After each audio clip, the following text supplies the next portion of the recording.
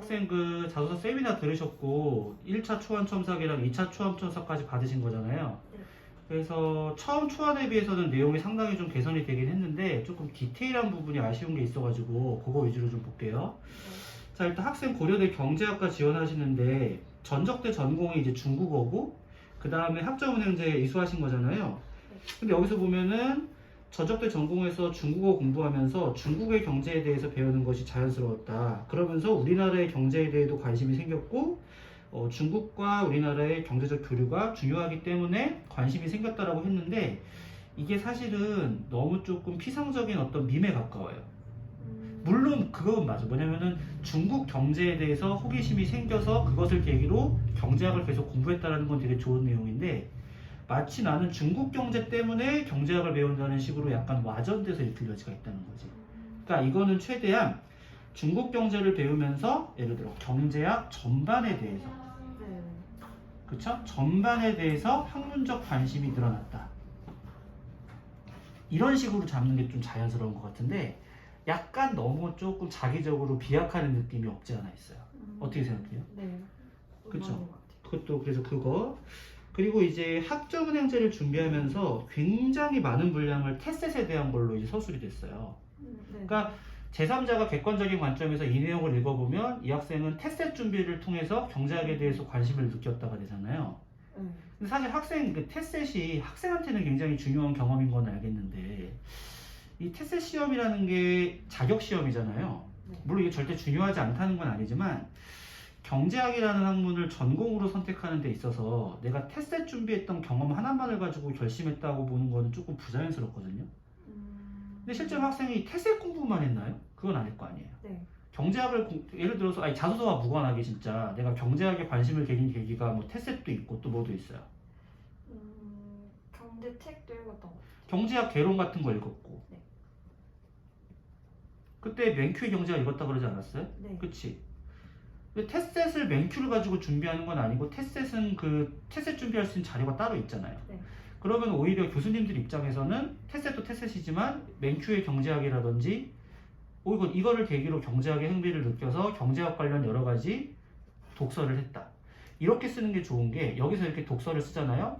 그러면 3번에서 또 학생 고민이 대외 활동을 딱히 한 게 없어가지고 소재가 부족하다 그랬잖아요. 네. 이 독서에 대해서 굉장히 구체적으로 풀어주면 그게 독서 활동으로 좋잖아요. 1번이랑 3번이랑 이어지기로 하고 우리 그때 세미나에서 뭐라 그랬어? 1번이랑 3번은 사실상 하나의 문항으로 생각해서 1번에서 일반적으로 던진 폼을 3에서 구체하라 그랬잖아요. 네. 그러니까 재료를 쓰기에 오히려 이런 독서 같은 거 쓰는 게 훨씬 좋죠. 근데 지금은 너무 뭐 거의 한 절반 이상을 뭘로만 썼어? 테셋으로만 썼으니까 약간 이제 굳이 이걸 부정적으로 본다라고 한다면 이 학생은 테셋밖에 한 게 없나 싶은 거지. 네. 어떻게 생각해? 네, 그럴 것 같아요. 근데 왜 이런 거 가지고 좀 더 폭넓게 써보는 게 좋지 않겠어요? 네. 그치? 소재를 좀 더 보강하는 게 좋을 것 같고 그 다음에 이런 건 되게 좋아. 수학이 부족하다고 생각했기에 수학의 기본 공식 같은 것을 공부하면서 경제 수학이랑 통계를 공부를 했더니 더 흥미가 있었다. 이거는 굉장히 좋은 포인트예요. 왜냐면 경제학의 어떤 기본적인 게 수학이기 때문에 이런 거를 공부하고 싶다. 그래서 이런 거는 다 좋아. 그래서 수학 공식을 응용하여 계산한다든지 수와 친숙하고 있는 모습을 발견했다. 이런 거는 되게 어떻게 보면 교수님들이 좋게 볼 것 같아요. 이 부분 내 생각에는 큰 틀에서는 유지를 해야 되는데 근데 여기서 좀 아쉬운 게 따라서 대학에 입학한 후에 이제 바로 계량경제를 수강하겠다라고 했는데 결론적으로 계량경제를 수강하겠다라고 한 거는 좋은데 약간 교수님 입장에서 이런 생각을 할 수가 있어. 사실 계량경제라는 게 이게 4학년 과목이거든. 아, 진짜요? 네, 그러니까는 3학년 기초 과목이랑 기초 수학을 다 수강을 해서 4학년 1학기 때 계량경제 1, 4학년 2학기 때 계량경제 2를 듣는데 사실은 학생이 이제 경제학 전공 학생이 아니잖아요. 네. 그렇기 때문에 계량경제는 나도 이거 합격생들한테 물어보니까 거의 수강을 기피하는 학생들이 많대. 그래서 계량경제를 듣겠다고 하면은 좋으면서도 한편으로는 이 학생이 과연 이렇게 계량경제까지 따라갈 수가 있는 학생인가 의구심을 들 수가 있잖아. 그러니까 내 생각은 전략적으로 계량경제에 대한 얘기는 4번에 우리 입학해서 어떤 과목 수강할지 쓰는 거 있잖아. 네. 거기다가 조금 빼주고 여기서는 뭐 수학의 기초 및 경제학의 기초를 충실히 다져 학부 생활에서 경제학 공부를 제대로 하고 싶다. 이렇게 조금만 톤다운을 시키는 거야. 어차피 계량경제 얘기는 4번에다가 쓰면 충분히 소명이 되거든요. 네.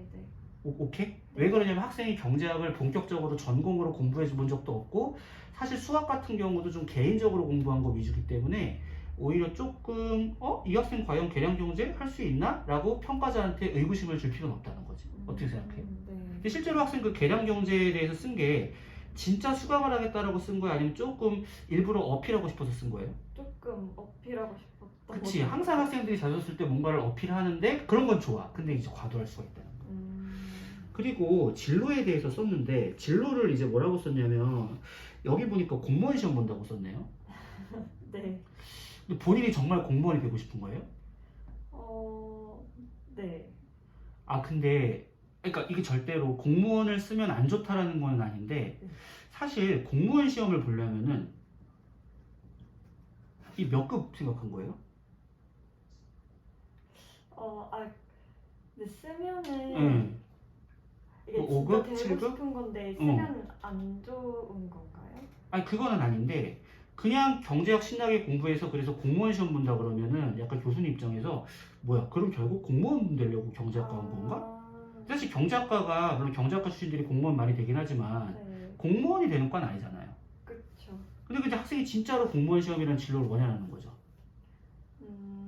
그러니까 약간 이제까지는 신나게 수학 공부하고 경제학 공부하고 했다가 기승전 공무원 시험으로 끝나버리니까 사실 어떤 느낌이냐면 이제까지 학생이 했던 모든 얘기는 다 묻히고 이 학생은 뭐예요? 공무원인 거야. 공무원 되고 싶어서. 그러니까 되게 단순한데 이게 꼭 좋진 않다는 거지. 네.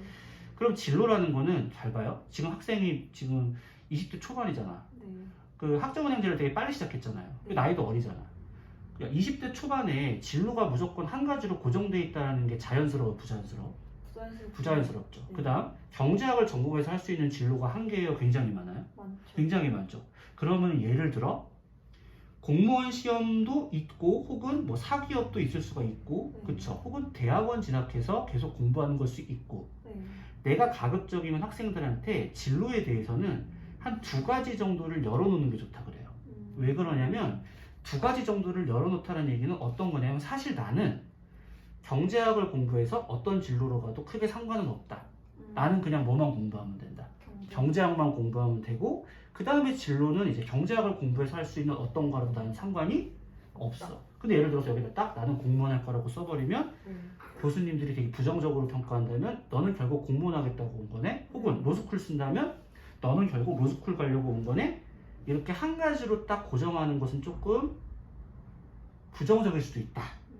그러니까 그렇다고 내가 공무원을 무조건 쓰지 말라는 게 아니라 두 가지. 첫 번째는 그래도 조금 경제학을 배워서 직접적으로 관련성이 있는 진로. 뭐 공무원도 예를 들어 포함이 될 수 있지만 뭐 금융권이 될 수도 있고 아니면 뭐 공직 중 예를 들어서 뭐 5급 공직 재경직에 응시하는 것도 방법이 될 수 있고 혹은 뭐 경제연구소로 취직을 하고 싶다 혹은 뭐 경제학과 대학원에서 계속 공부하고 싶다 이런 직접적인 선택지들이 많잖아요. 그거를 한 복수 정도로 그러니까 진로에 대해서는 요런 진로 요런 진로를 가지고 계속 경제학을 공부하면서 고민해 보겠습니다. 이런 식으로 열어두는 게 낫지 않겠어요? 네. 학생 생각에는 어때요? 네, 근데 저도 공무원만 막 되겠다 이렇게 하는 건 또 많이 지금 보니까 또 그렇지. 네, 네. 그러니까 이게 자소서를 쓸 때 보는 거랑 쓰고 나서 같이 보는 거랑 또 다른 거야. 네. 그러니까 제가 쓸 때는 정리하면 약간 무조건 이렇게 써야지 않을까? 그치. 생각했는데. 그러니까 사실 자소서에도 어떤 무슨 규칙이나 공식이 있는 건 아니거든요. 네. 그래서 정리하면은 잘 썼어, 잘 썼는데 조금 그 중국 경제에 대해서 언급한 부분 조금 톤다운. 네. 그 다음에 테셋을 조금 줄이고 대신에 개인적으로 맨큐라든지 경제학 공부한 부분 더 보강해주자. 네. 그리고 수학 같은 경우에는 굉장히 잘 썼는데 여기서 계량 경제를 언급하는 거 조금 톤다운. 그리고 진로는 조금 폭을 열어놓자. 그 정도 수정을 하면 지원 동기 내가 봤을 때 굉장히 잘했을 것 같아. 아, 네. 오케이? 더 궁금한 거 있어요? 이 응. 공부한 내용 같은 거는 좀 구체적으로 예시 같은 걸 어떻게 쓸 수 있을지. 요거는 예시를 쓴다 그러면은 분량도 한정적이잖아. 그리고 항상 내가 3번을 생각하라 그랬잖아요. 네. 구체적인 예시는 3번에다가 충분히 쓸 수 있으니까 1번에다가는 그냥 딱 임팩트 있는 문장만 써주면 돼요. 왜? 교수님들이 어차피 1번, 3번 같이 보신다고. 네. 1번은 3번이랑 그냥 갖춰가지고 이천자가 있는 거예요. 네. 그러면은 조금 더 쓰기가 편할 거야. 왜? 내가 1번에서 못 쓴 말은 몇 번에서 쓰면 되니까. 그치, 3번에서 쓰면 되니까. 오케이. 예, 그래서 그런 식으로 해가지고 다음 미팅 때 또 수정해가지고 다시 볼까요? 네. 오케이. 알겠습니다. 감사합니다. 에?